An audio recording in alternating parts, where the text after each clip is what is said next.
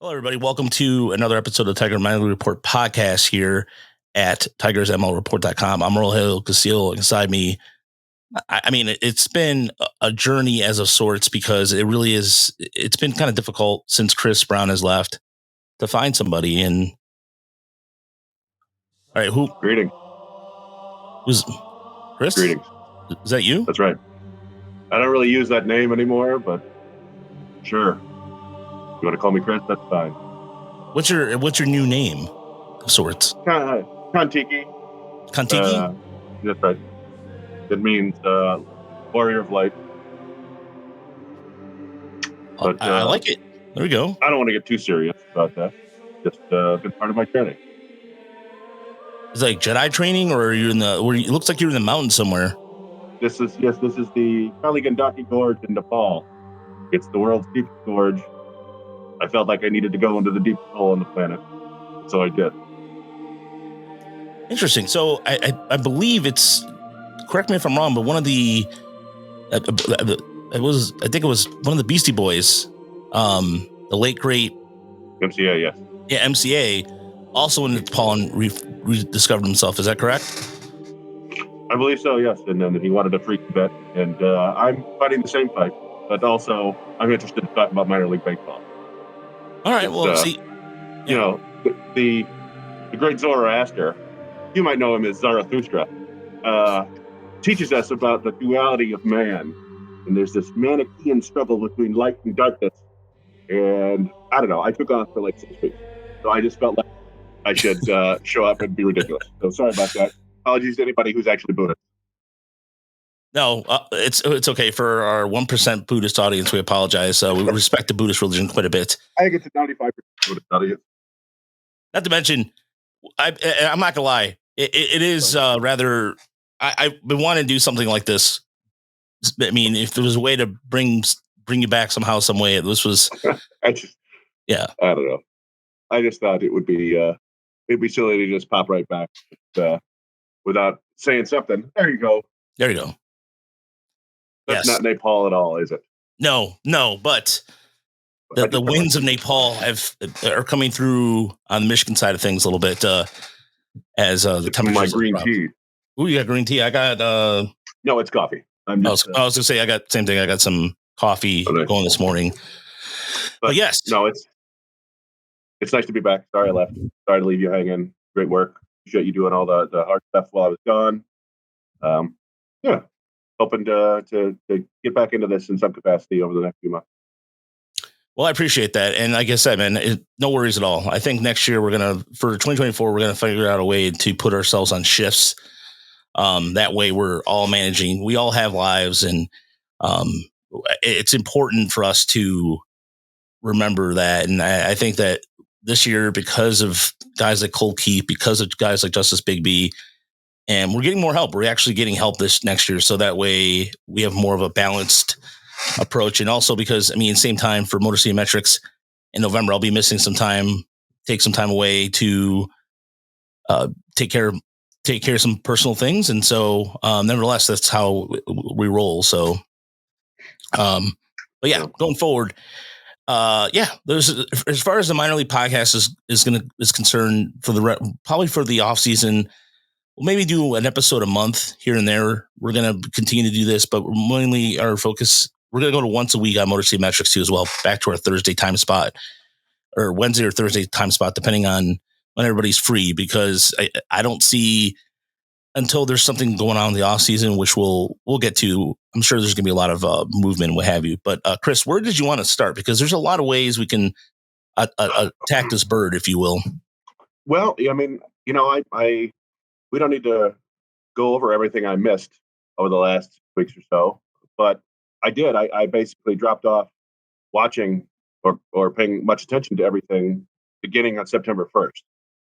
But I don't know if it's just kind of like a year-end recap of looking back at each level, or just a kind of organic discussion about the year that was, or whatever you feel like like I said. I haven't paid much attention. I'm sure you guys covered Erie's championship in a ton of depth. I know you were out there. You had all the great footage, great interviews. That was awesome. But yeah, so I don't really know what else whatever you feel like covering, I'll offer my opinion.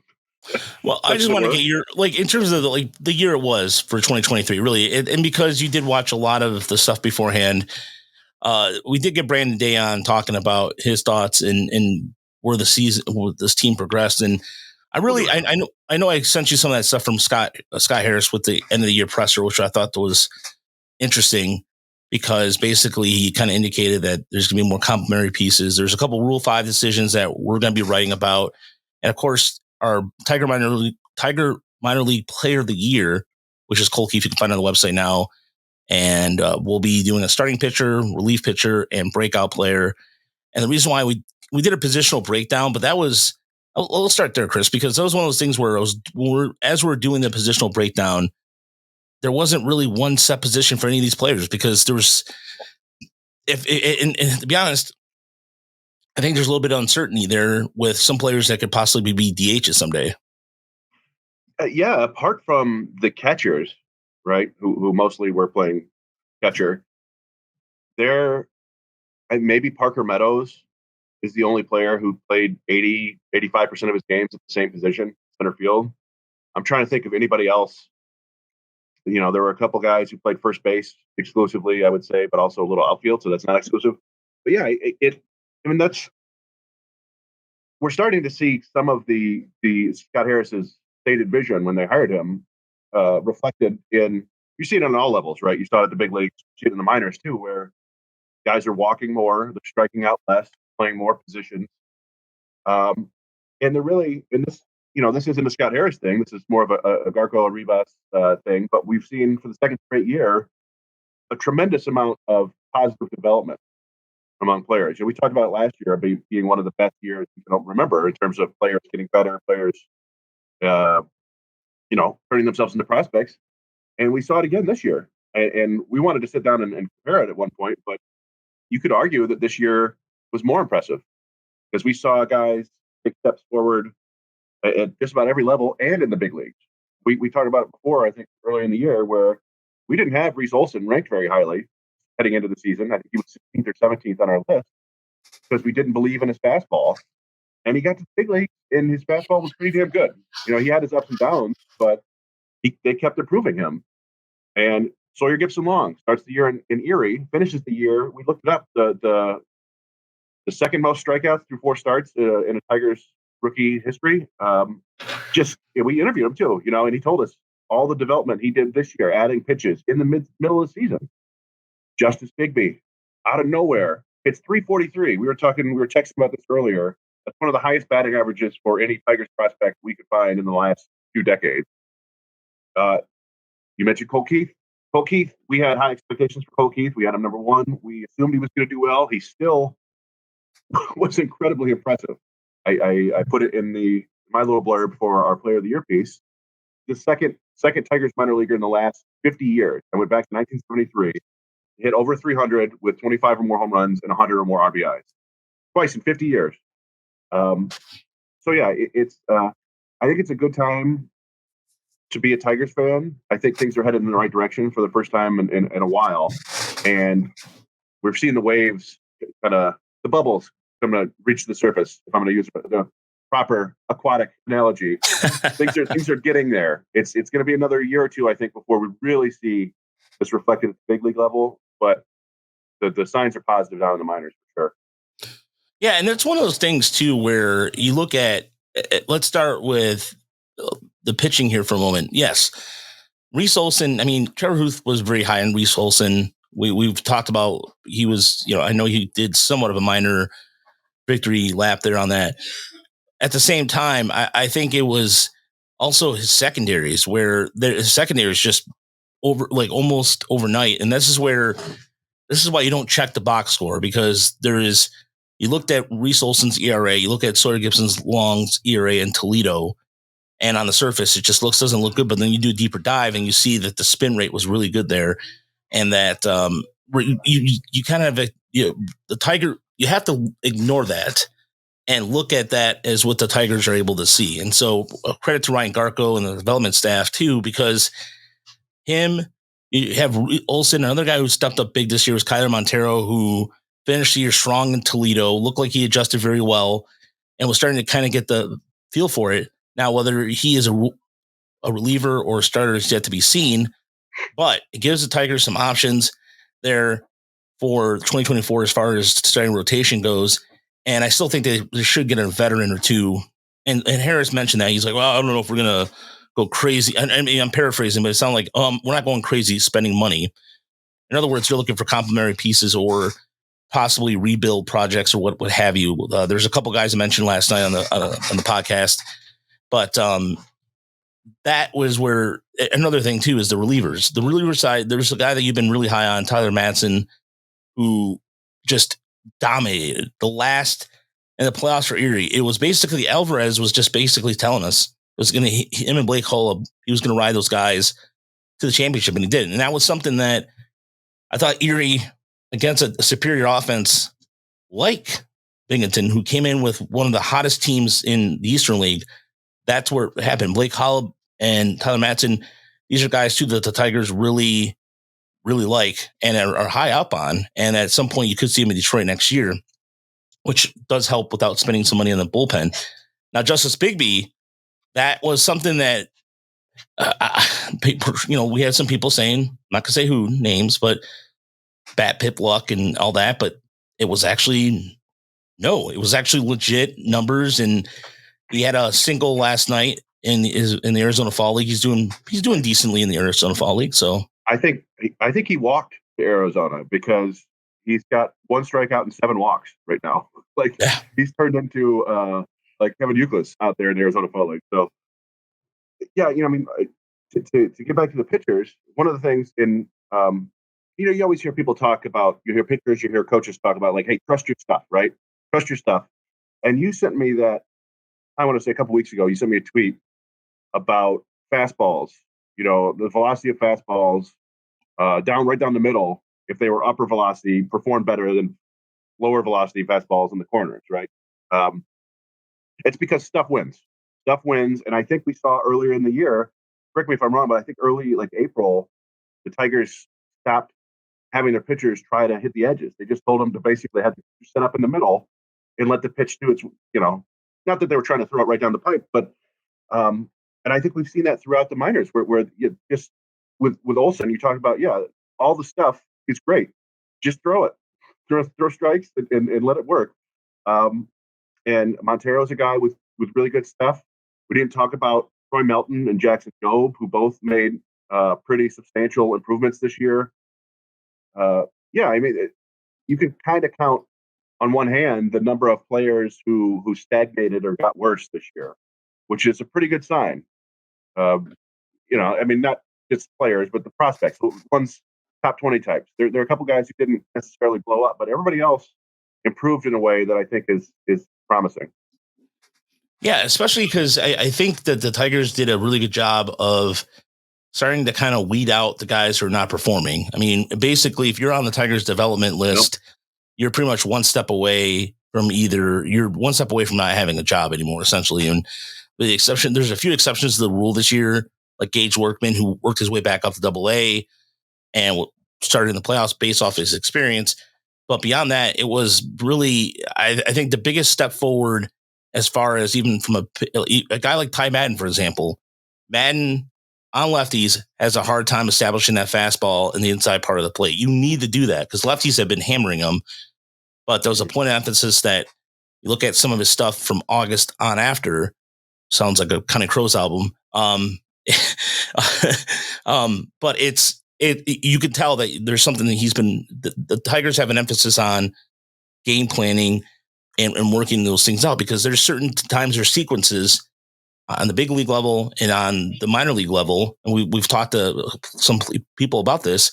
They're not doing nothing but Lyle Lockhart comes to mind, for example, Lyle Lockhart Jr.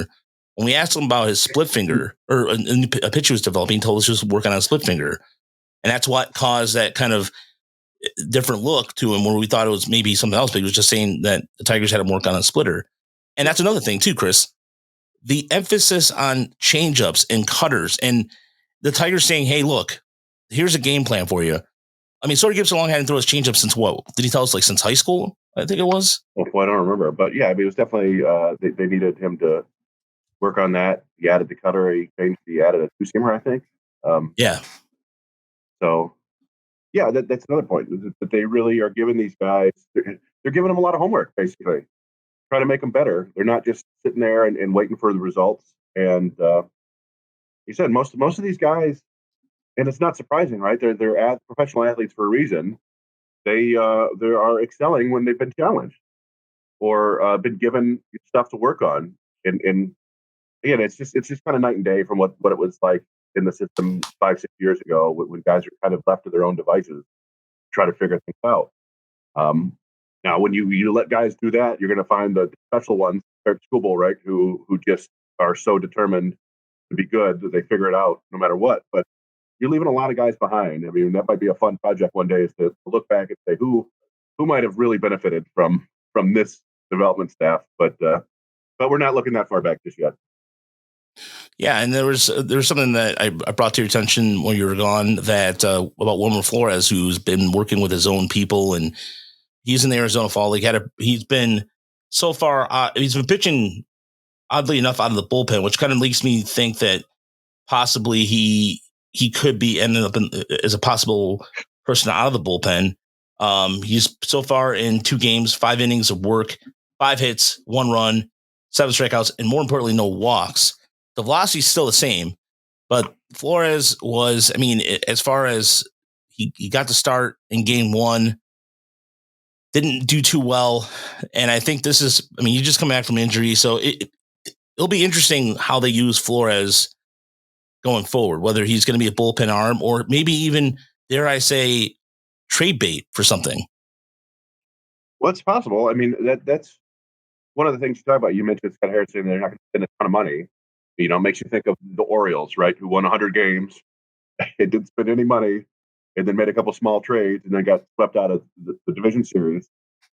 But they have a strong system. So if they wanted, they could have made bigger trades and gotten better pitchers.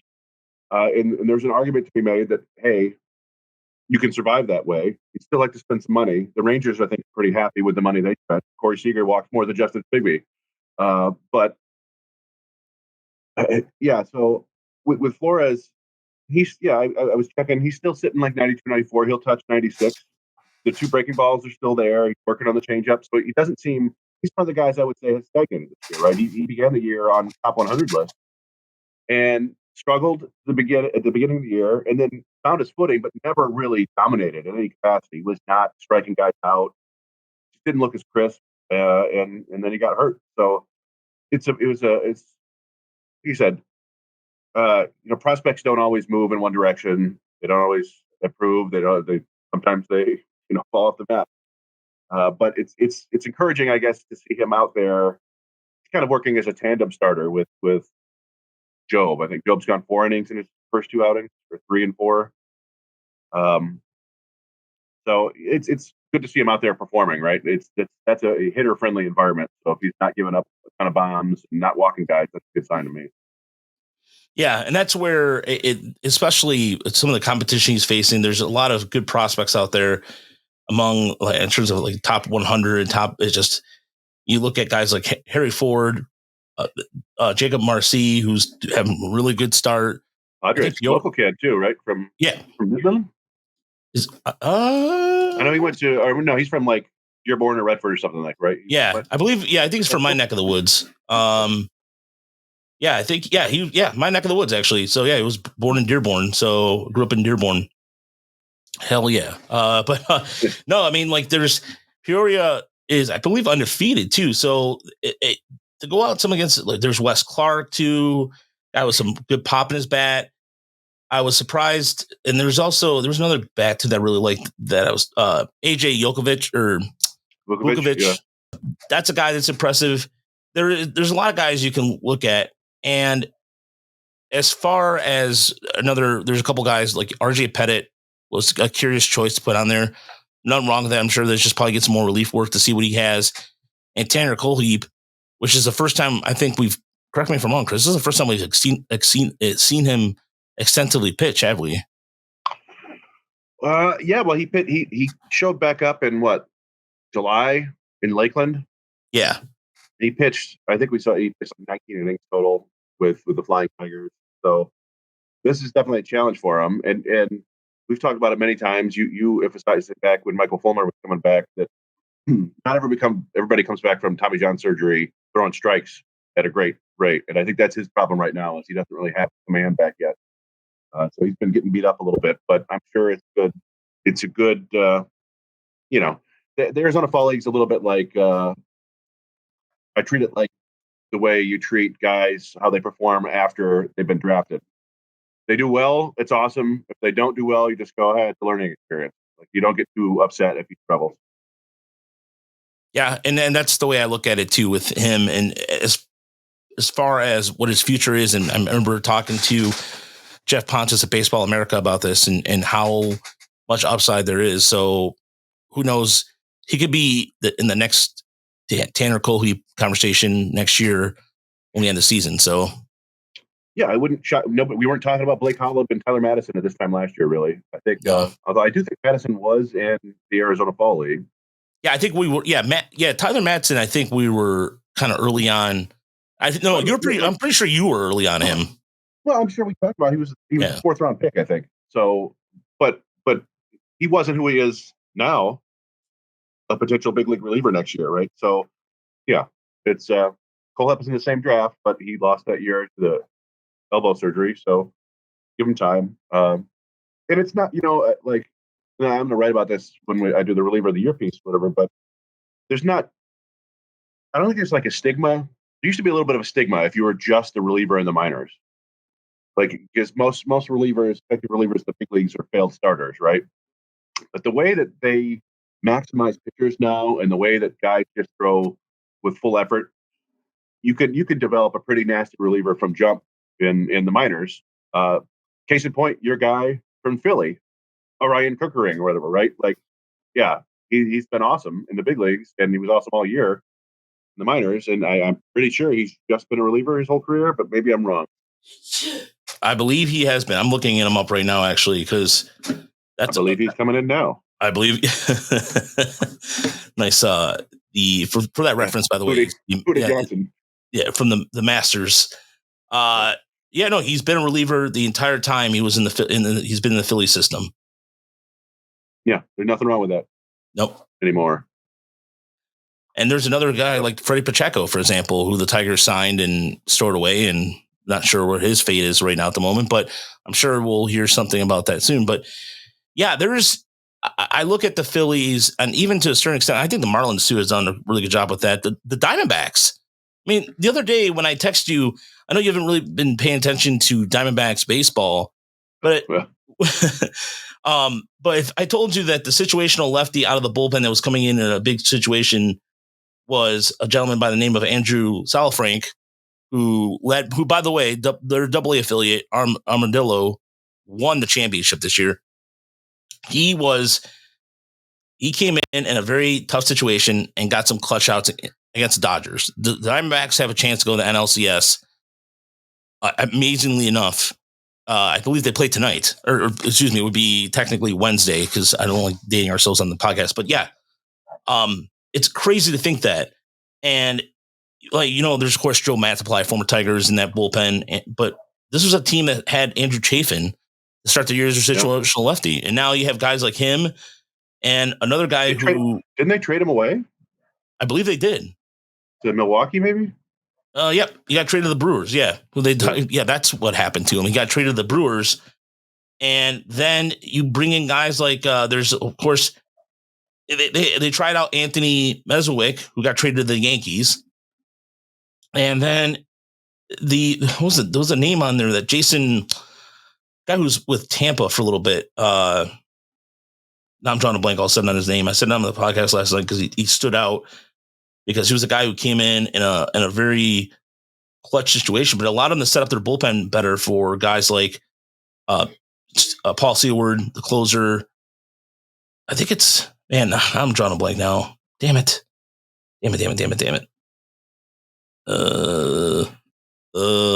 Shit, what was his name? No, that wasn't Peter Salmon, was it? The guy, there's a pitcher. Sorry, I'll edit this part out. The only Jason I remember is Jason Adam, maybe. I Charlie's going nuts. Just yeah, I'll pause it. Yeah, I'll pause it. Well, guys like Ryan Thompson who come out of nowhere, they come up big. Relief pitching can come essentially from anywhere, Chris, and that's where we're at right now.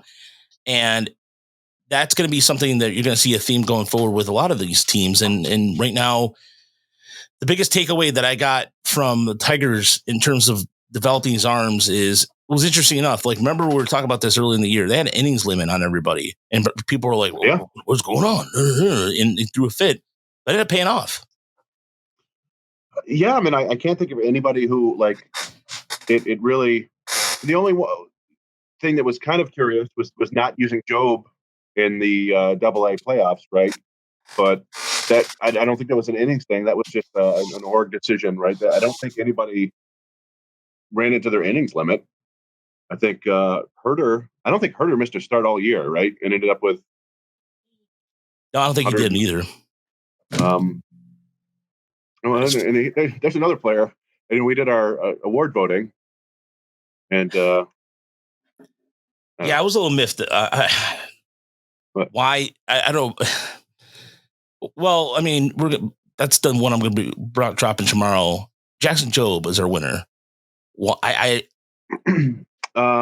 well, I mean, he was really good, and he improved. I think it's always a tough. I'll be really fascinated to see who the Tigers pick for their minor league pitcher of the year, because I went, not to spoil or whatever, I went with Herder, and I think I was the only one who had him on the list, and I did it just because his numbers.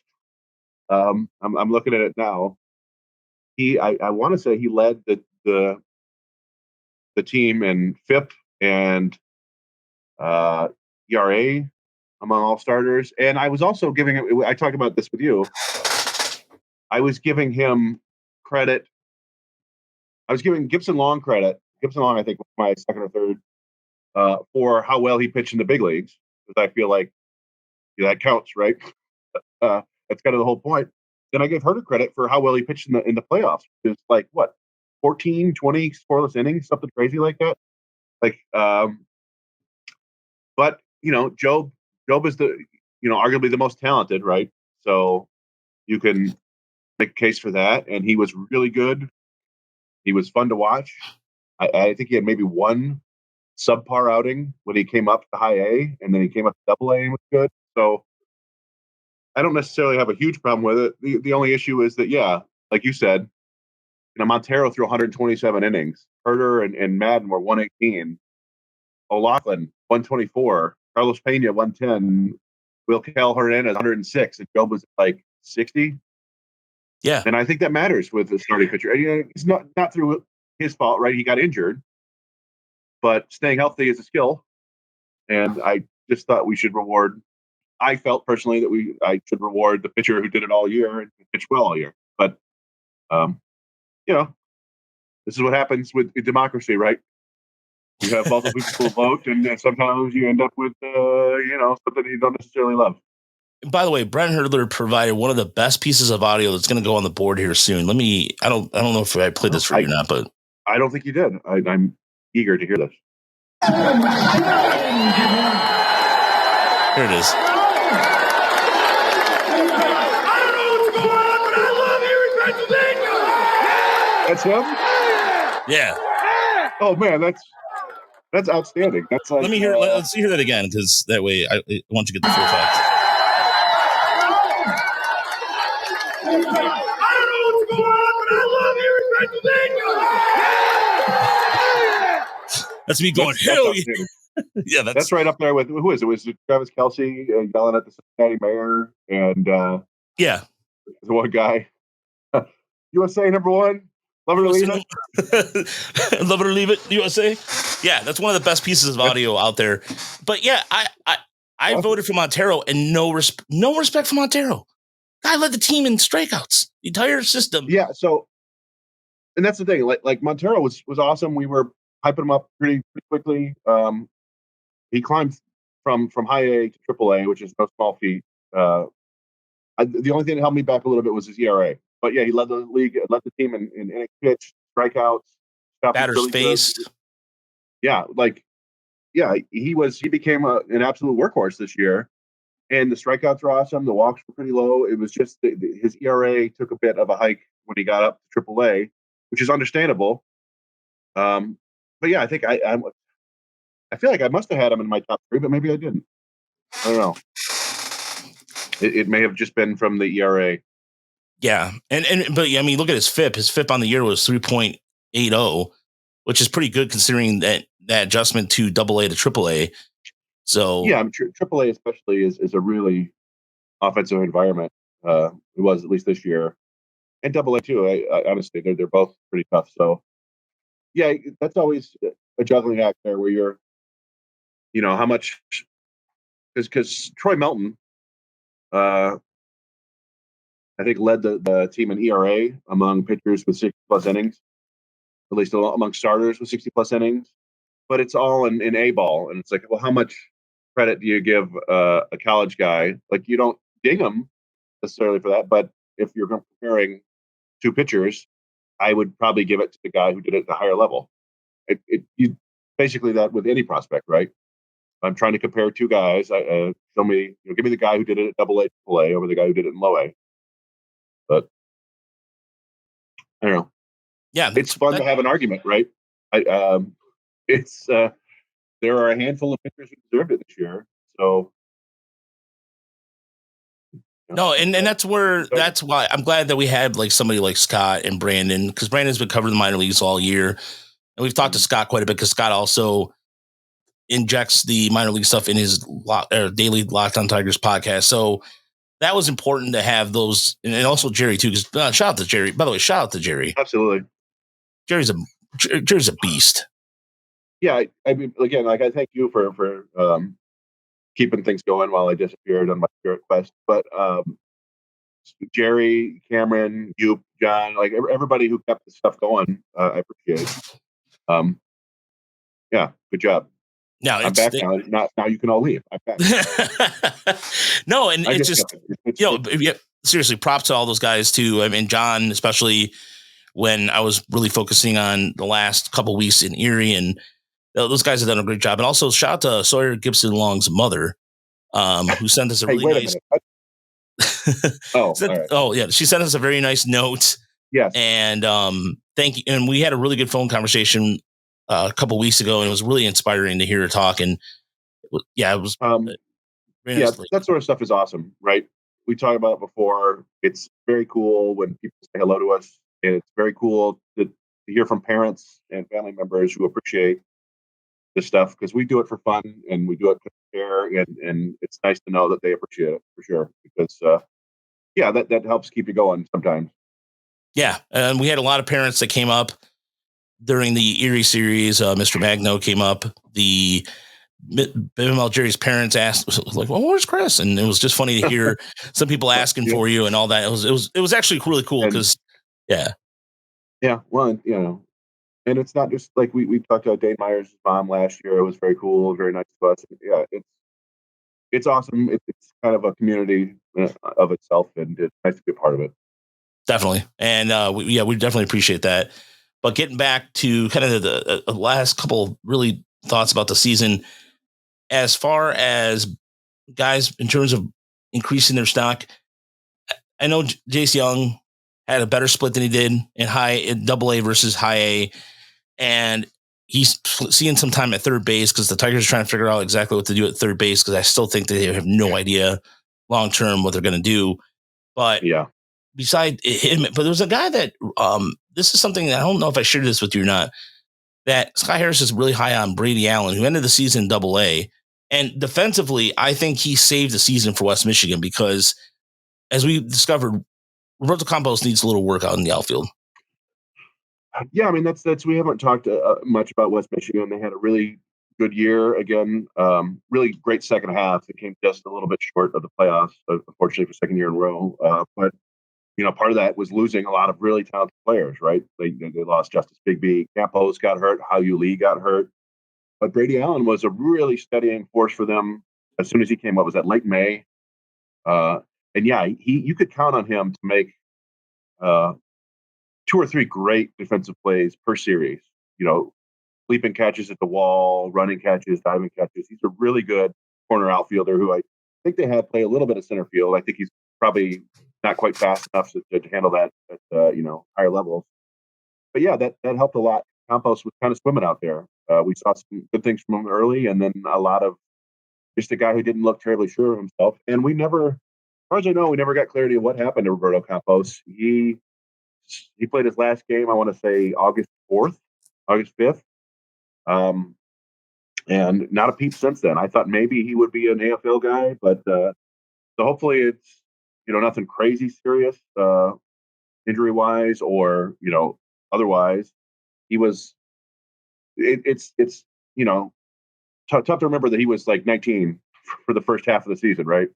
And was really looking good up until about June. He wasn't hitting for a super high average, but the Midwest League, he was walking at a 10% rate. He was hitting for decent power. And then for the last couple months of the season, he actually raised his average, but the walk rate dropped down to 5%, and the power dropped down to his ISO was like 100. And that's, I think, sort of to be expected from young players. We saw certainly it was a season from Isaac Pacheco that was a little disappointing.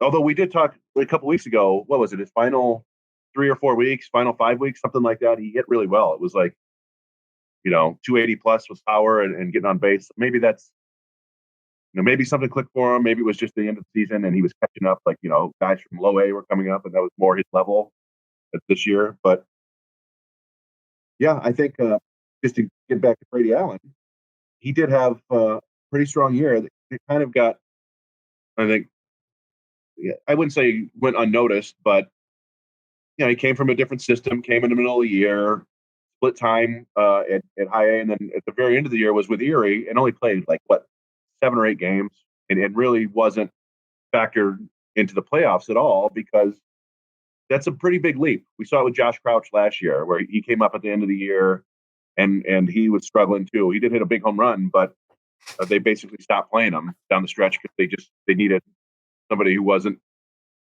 struggling so much.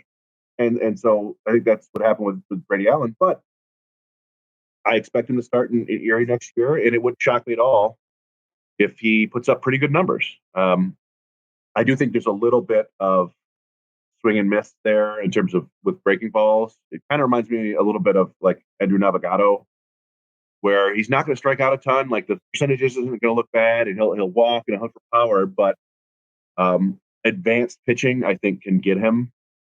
But we'll see what happens next year. They can work with him on it and see if he improves, because the Tigers do need, like you said, they don't really know what they're doing in the third base. Not what they're doing, but who's going to be the third baseman going forward. They still need outfielders too. Yeah, this is a system that's going to, as far as like outfield depth in AA and AAA, it's bare. It's really, really bare. If you think about it, in the grand scheme of things, right now, if you want me to name you the starting outfield in Toledo in 2024, I have no idea. I mean, literally no idea. Because now Jerry, during the playoffs, Alvarez mentioned that he wanted his best defensive lineup out there. Trey Cruz took a big step forward because center field wise, he was one of the better center fielders in the system this year. And this is his first time playing. But of course, we know that his father, Jose, was a center fielder in Toronto and in Tampa. And so the transition for him was relatively easy. But at the same time, there is a concern with with Justice Bigby. Is he going to get a chance to make the major league roster? If so, if not, is he going to spend the first few months in Toledo? That's where I'm saying, because the Tigers, even a big league level side of things, they need a veteran outfielder and a guy that can add some pop, because you have Riley Green coming back from Tommy John on his non-throwing elbow. You're not really sure. I guess there's another injury. Evan Petzold, the Freep, wrote about this, and so Riley Green injury? Yeah, I think there's a little minor injury or something like that. I'll have to double check that. I have to confirm that. But then you also have to figure out exactly, all right, well, Kerry Carpenter, is he going to be a DH or is he going to be a right fielder? And who's going to be, is Parker Meadows? I mean, Parker Meadows' last few weeks in Detroit were really promising. He did look really good, started making adjustments. And it's the same thing we saw in Erie and in Toledo. Just give him a couple weeks, he'll make the adjustments, and you did. And then now, same thing. You put Justin Henry Malloy. Is he in the outfield? Scott Harris said, "Oh yeah, he's gonna play the outfield the last month of the season," but then he started playing third again, and so it's like it is confusing what they're gonna do there. And I think another thing about Brady Allen too. Just get back to Allen for a moment. Yes, that adjustment is huge, Chris. You're absolutely right. But at the same time, I think Alvarez really had he went to the guys that he knows. Yeah, and that Bigby call up to Toledo probably threw everybody off, and I know probably maybe angered even Brian Pena. I would think so. Losing, I mean, again, yeah, Bigby and Young were the heart of that lineup, and then they took Bigby from them. They gave Brady Allen, who was the heart of the West Michigan lineup, and this was 10 days before the end of the season, right? Now, Erie had the horses to step up, right? Chris Myers stepped up, Big Holton stepped up, Young kept hitting. They had some guys, Malgeri, Drake Cruz had a really good postseason series.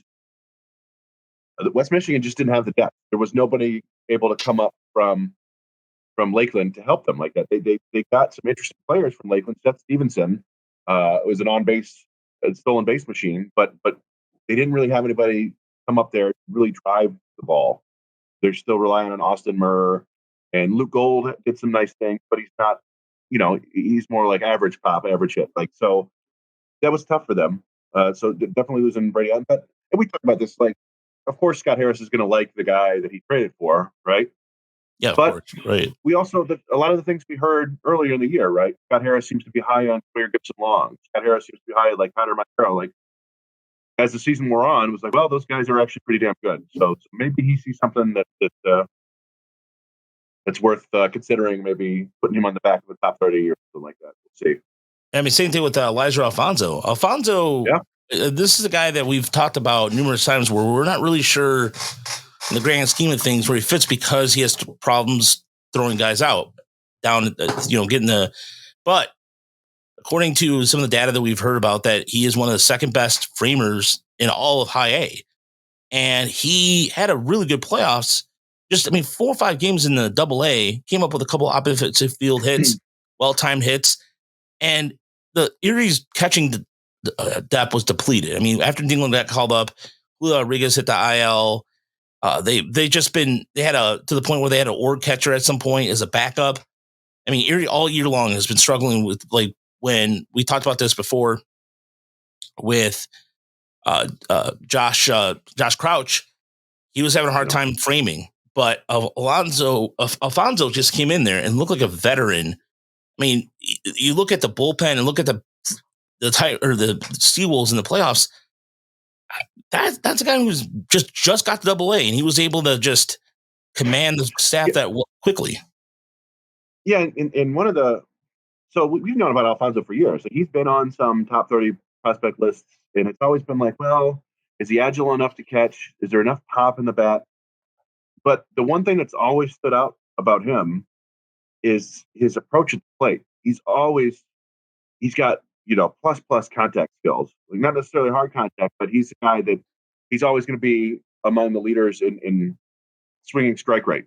Like, his swinging strike rate is like sub 6%, which is what's his name, Luis Arias like level. Like, just he doesn't swing and miss. He's going to put the bat on the ball, and that was that always seems like one of the skills that maybe we just don't give enough weight to, because that's the sort of thing that's probably going to translate up as you rise levels, because that just it's an innate hand-eye coordination thing, an innate ability to put the bat on the ball.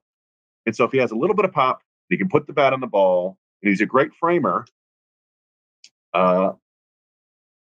Why wouldn't that work at Double A? Why wouldn't it work at Triple A? Why wouldn't it work maybe in the big league someday if you get a chance? Because not an everyday catcher, right? Probably because he's not going to hit for enough power. But if there's enough else there, he's another guy that you just kind of forget about him because he's been there for a while. But the skills are real. Yeah, and what's interesting too is that they have to make a decision because he's also Rule 5 eligible. So that's going to have to play a factor into what the Tigers will do. And it's interesting enough to me, at least, the standpoint of, okay, well, what is the trade going to do? Because also, I think Dylan Dingler, correct me if I'm wrong, is Rule 5 eligible, isn't he? Yeah, 2020 draft picks.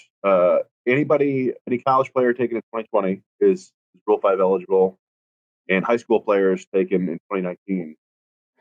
Basically, if you were 19 in 2019 or 2020, then you're eligible. If you were 18, then you're not. But Dingler, Trey Cruz. We talked about, Montero. He's going to have to be added, you would think. After that, I don't think anybody. Well, I mean, this is another show for another day. There's probably some other guys like Lakeland. I think they could add if they wanted to. Magno is probably eligible to add. But yeah, Madison and Holub, I don't think are. Colt Keith and Malloy, I don't think are. And yeah, we'll have to do. Yeah, we'll definitely do a Rule 5 special at some point. I think Roberto Campos is eligible, but I don't think they have to worry about that now. But yeah. Yeah, and that's where, like I said, we'll dive deep into that another day. So coming up, actually, now that I think about it, probably to end the month, we'll be doing our tool series. I just sent over my list to Chris. I have to refine a little bit better, but expect some video work from that, expect some podcast from that, or Rule 5, who the Tigers should aim for. Also, I wanted to check in on Carlos Guzman, who got the Cubs picked up. And he finished the year going, he pitched actually out of the bullpen and finished the year with 86 innings of work, 93 strikeouts, so a K per 9 of 9.7. But it was the walks where he struggled with. He walked 48 in 86 innings of work. That's tough. He after starting off really good in South Bend, he struggled at Double-A Tennessee, but then ended up finishing the year, just pitched an inning in Triple-A Iowa. So, yeah. Yeah, I mean, that was, everybody liked him in the system. He was a well-liked player, but, if you could trade a guy like that for Zach McKinstry, who helped, he wasn't the monster he looked like he was in like April and May, but he helped the team this year. So that was a good trade, I think. Yeah. And then, end up working out pretty well for the Tigers. So, but nevertheless, it's, I just wanted to mention that real quick before we end the podcast, because I was, for whatever reason, I thought about Carlos Guzman. Why I don't. Yeah, no, I mean, he was a guy we talked about a little bit last year. I'm trying to think what else. We didn't really touch on Lakeland. Lakeland had an awesome second half. Like I said, I'm sure you cover all this, but Lakeland, I mean, on the feet, like Andrew Graham won Manager of the Year, and for good reason. I mean, they were offensively speaking one of the best teams in the second half of the season. Yeah, and then they, again, with about like a week to play, they sent away some of their biggest offensive players to bring in some of the draft picks and the younger guys, right? So Mike Rothenberg went to the development list, and they brought in Briseño and McGonigal and Max Clark and all those guys, and just following the stats, luckily McGonigal held his own. Max Clark walked a ton, but didn't really do much damage. But that's something that's kind of tough to weather when you're heading into the playoffs. But yeah, Graham just continues to get the job done, and I think at this point, he just likes being in Lakeland, right? I don't think it's. I think the organization wouldn't mind having him back, managing at higher levels, but it's probably helpful to have a guy like that at the lowest level. So yeah, I did want to get your take, though. I did want to get your thoughts about Jose Briseño, who adjusted pretty well in Lakeland after he got called from the Complex League. And I know that Jeff Pontus was saying some of the things that Baseball America was saying about him and some of the scouts, but some of this, in terms of stat wise, he, for his age, really stands out.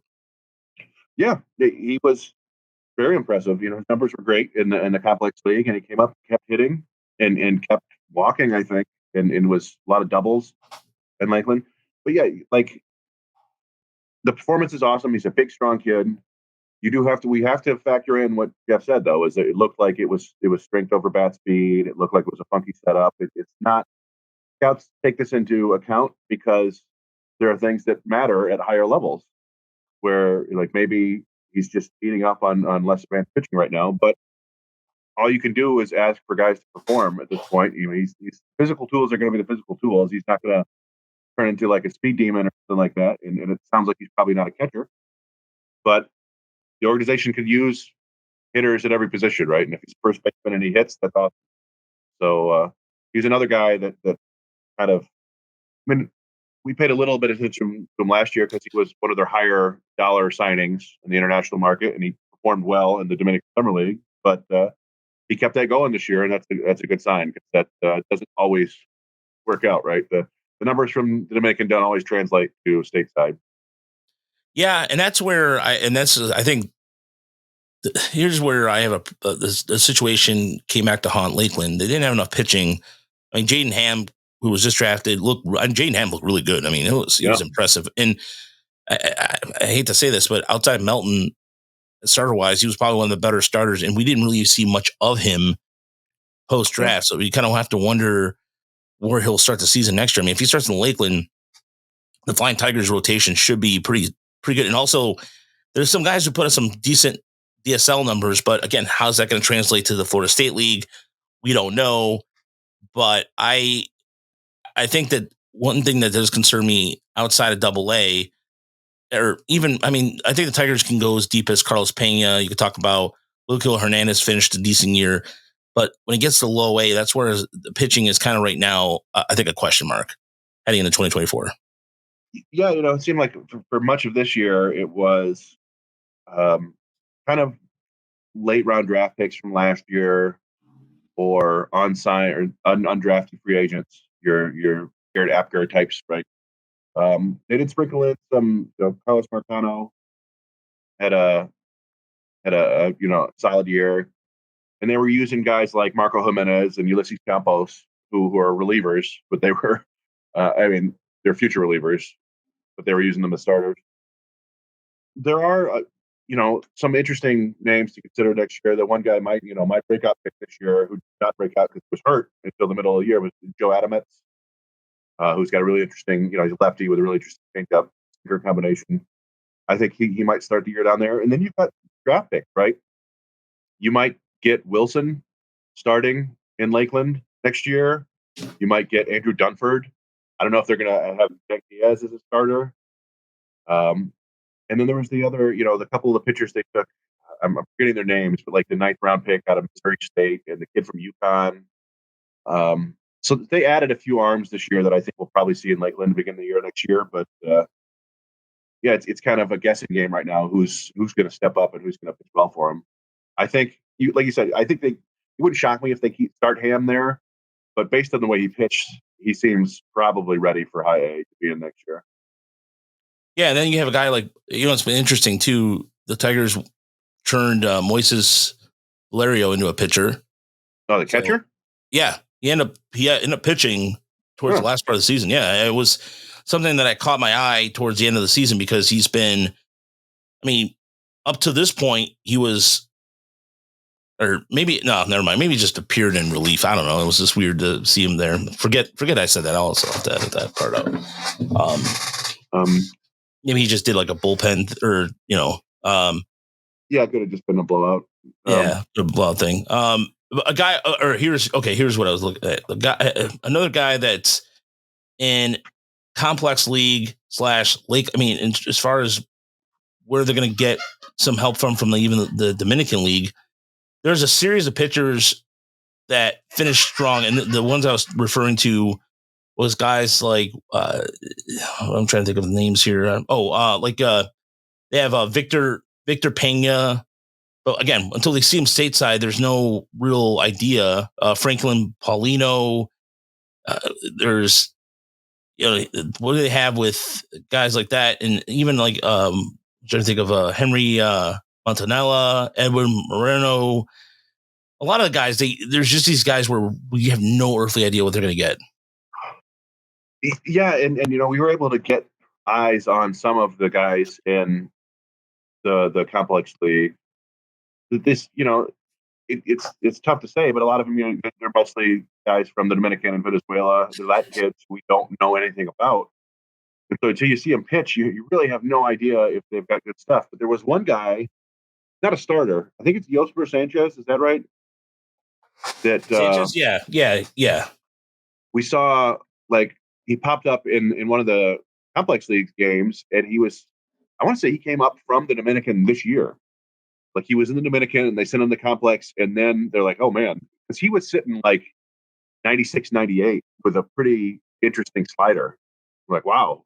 So that's a guy that, again, not a starter, but a guy who might kind of seemingly come from out of nowhere next year. It wouldn't shock me if he's, like, closing games in West Michigan and Erie by the end of the year, right? All right, I'm looking right now. So, yeah.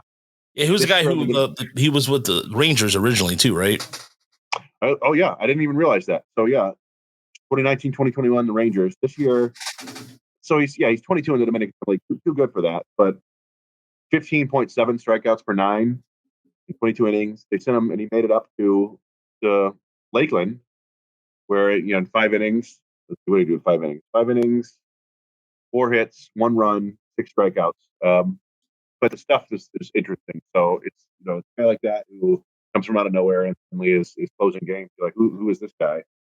But beyond him, like, there wasn't anybody from watching some of that complex league action whose raw stuff just jumped off the page. Other than Hank Diaz did, but we knew that, right? Like, okay, kid's throwing like 96, 97, he's got 2 secondary pitches. I hope they start him. I really hope, because he's got 3 pitches and he's got the frame to start, and it would just be really fun and awesome scouting story. But we'll see. So there is one guy I did want to. One guy that was picked last year in the 18th round, Chris Williams Jr., who's a lefty, and I'm always intrigued by lefties, as you know. We've talked about this numerous times. So he originally was, I believe he was starting, and then over the last month or so, it pitched exclusively out of the bullpen. The walks, I mean, yeah, of course, that's bad, but there's something to be said that I think there still needs a little bit of refinement. But he went from less of him worked in this case, where he was facing less batters, and he ended up striking out 15, only allowed 1 home run, comparatively speaking. I mean, it's hard to give up home runs in the Florida State League, the complex league, and he was doing that on a regular basis. But I know that's another intriguing arm I'm looking forward to seeing next year, hopefully some more of, and see what they have with him. Yeah, I mean, it's again, there's a baseline of ability you need to have in pro baseball for the most part. You see some guys at the low levels who don't top like 92 with their fastball. But if you can pass that threshold to be a professional pitcher, then generally speaking, there's stuff that the organization can do to optimize you.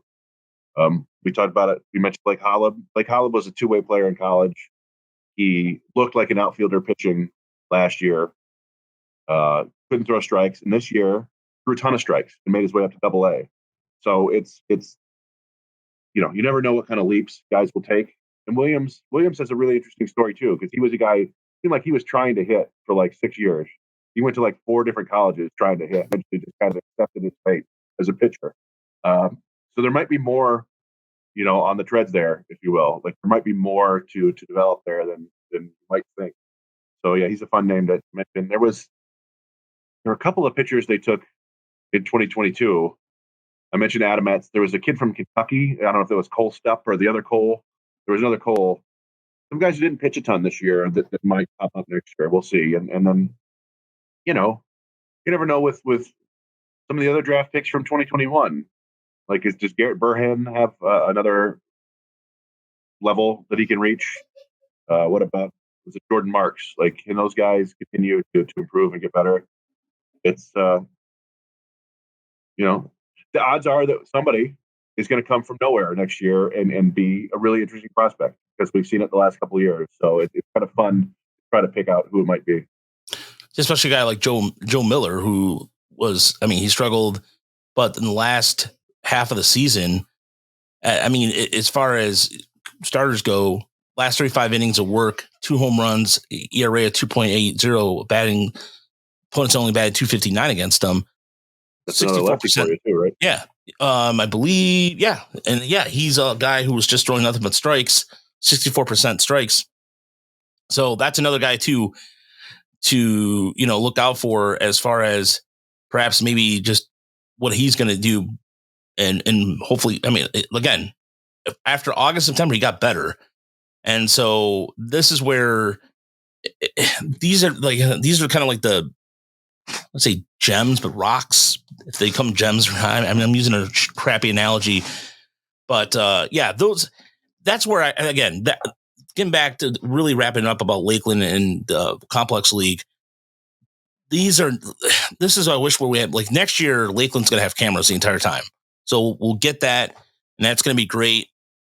But yeah, there's the uncertainty about our top 30 list, or even some of the reports I wish we had more data on this stuff. I mean, we have Jerry did a really good job of capturing all the data for Lakeland and some of the advanced numbers there. So that does serve as well as a guide for what could potentially happen in 2024. Yeah, and we're getting a little bit of data in the Arizona Fall League, so we can get data on Dylan Smith now and Pettit. So that's fun. But yeah, I don't know.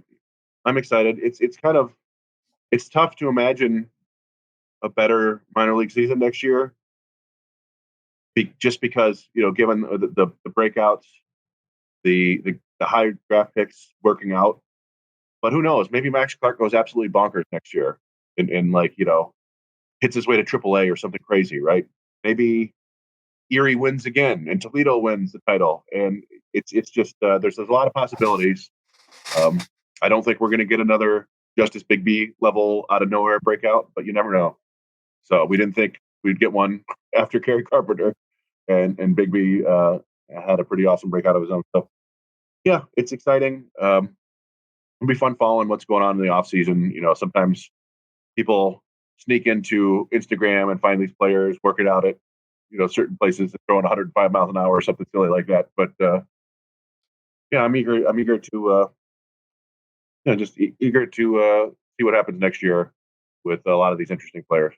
Yeah, and at the end of the podcast, there's one thing that so a lot of times when I post what the Tigers are doing this year in terms of batting average, power, all that, and then you saw the names from the past, it was always like this sarcastic, well, these guys never end up in major leagues.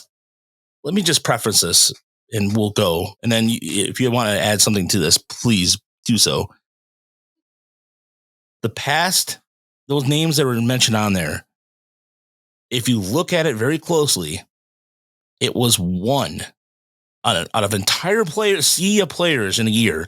You're talking about Steve Moya among a lot of players in the system that stood out. But if you looked closely enough, the numbers indicated not a major league player. If you look at the strikeouts, if you look at the things that really matter, because everybody gets caught up. Oh, he hit 28 home or whatever it was. But if you look at the numbers and if you saw him every day, this is why it's important to look at things beyond the box score. You cannot emphasize that enough. All these, somebody's like, oh, Don Kelly batted, 330. And I mean, what's your point? Like, it's, yeah. Well, that's the thing. Like, the goal is to get guys to the big league. And we talked at the start of the show talking about how Tigers are continuing to develop players in the big leagues. The whole thing is to draft, develop, get guys to the big leagues, and see what you have, see if they can contribute. And we're seeing more guys like that in the system every year. Tigers are getting more guys. Like, we talk about Bigby a ton. No matter what you say about Bigby, he's gonna reach the big leagues now. He's done enough in the minors to get himself a chance at the big leagues, which is really, that's awesome, right? Like, it doesn't mean that he's going to be anything. He's not going to be an all-star or whatever. Like, you don't know until they get up there and continue to prove it. But in the past, it was guys, like, I don't want to be mean, but just to mention some of the guys who used to perform in the Tiger system who weren't even big leaguers, like Will Maddox and Alden Carruthers and like Mike Gerber. Mike Gerber made the big leagues, but it was pretty apparent very quickly that he was overmatched. And there's just a lot of guys in the system who are going to make the big leagues now. And that's all you can ask for out of the minor leagues. Obviously, you want to develop as many stars as possible, but that just kind of takes everything working out right, and players having the physical ability and then being able to maximize it. Like even the Dodgers and the Braves, they don't produce an Acuna every year, right? They get guys who can come up and contribute. Some of them pop, some of them don't, and that's Tigers aren't quite there yet, but they're getting to that level where they're going to have these waves of guys who are big leaguers, and I think that's positive development. And I don't care that somebody thinks, well, Juan Encarnacion wasn't a great player. Well, you know what? He was in the big leagues for a long time and did a lot of good stuff, so that's fine. Any big leaguers is a good thing. I really think that some of the older Tiger fans are expecting what happened in 1984, where they had this core of players from realistically 2 or 3 draft classes tops that were a core of a team, but that's not the way things. I mean, look, granted, the Tigers. There was one thing about the press conference. They're going to continue to spend development on things that other teams have been doing for ages. Like you talked about this, and it didn't occur to me until you were talking about how Lakeland needed another building really bad, and they're going to build. They're breaking ground on Dominican Academy to continue to refine it, because Tigers, internationally speaking, are not that good. Like in terms of international scouting, they still have ways to go. They have been able to. The nutrition, like how excited that Isaac Pacheco and Jace Young got in the beginning of the season. I wish I was exaggerating that, Chris, but you were there. They were stoked. That was we asked them. I don't know if it was us. Somebody asked them, and it was the very first thing out of their mouth was how excited they were about being able to get good food and drink muscle milk or whatever. The Tigers had a lot of ground to make up. We've seen them make up a lot of ground. I think we're not embedded in every minor league system. There might be, who knows, the Dodgers might be on the next level thing with personalized hyperbaric oxygen chambers and brain implants. I don't know, but the results have been there on the field the last couple of years, and I think that's all you can really judge it on is they're doing a better job of producing talent that might help them at the big league level. And we talk about fans expecting a rebuild of the '84 Tigers, but you can you look at the drafts from 18, 21, 22, you start to see 18 has Mize, Meadows, Skubal. That could be a pretty significant chunk. 19, you got Green and Carpenter, and Lipsius came up. I don't know if he's going to be a huge part of the board going forward, but he's up. Kreidler came up from that draft. I'm trying to think who else was 19. Was that Brisky? Brisky. I think Garrett Hill was an 18. Yeah. And then 20, you got Torque, you got Colt Keith coming up, maybe Digler, and 21, you're looking at who we're looking at. 21, I've forgotten. It doesn't matter. There's a core that's coming from these last 4 or 5 drafts that you can see, and it's about supplementing that with more talent and getting some key free agents to fill in the gaps where maybe you don't have a third baseman you can trust, right? So I don't know. I would be optimistic if I'm a Tigers fan. I say that based on what we've seen at the big league level and what progress has been made in the minors the last 2 years. I think it's good. Better things are coming. How good they get, I don't know, but I think it's going to be better than what it's been, because it would be hard not to be. Yeah. And you should, again, we're hoping that this year or in 2024, the Tigers can do something they haven't done in a while, which is a positional player from a standpoint of an infielder. Now, if the Tigers can get Colt Keith at second base and he hits well, then that's another level or another achievement. As basic as it sounds. Yeah, we're not going to end this on a negative note, but it does make me wonder if they're trying. Jace Young is a very good second baseman. We've said it a bunch. He doesn't have Trey Turner range or whatever, right? He's not going to be going from sideline to sideline, from bag to bag. But he's really sure-handed, makes all the throws. That they're trying him at third base makes me concerned about Colt Keith's arm, right? Because we saw, he sat out for a time this year with shoulder. He had shoulder surgery. The arm just didn't look as strong as it was before this year. It almost feels like they're just kind of forcing it because they have to, because he can't play third base anymore. But we'll see. I don't know. I figured that they would try him in the outfield too, but that didn't never happen this year. So if Young works out at third, I'm sorry, that'll be great. I still think he's better off at second, but we'll see. Yeah, Keith, you were one of the first people to mention that too. How his throw seems like it's almost like he's skipping a stone versus it was before. Exactly. Yeah. And he's still got stability over there. He would never be, I think, an above average. Maybe tops out as like a fringe average third baseman. But yeah, it almost like reminded me of how my dad had to get hip surgery like 20 years ago, and he loved to run, and he couldn't run anymore, but he would still go out for walks, and he had to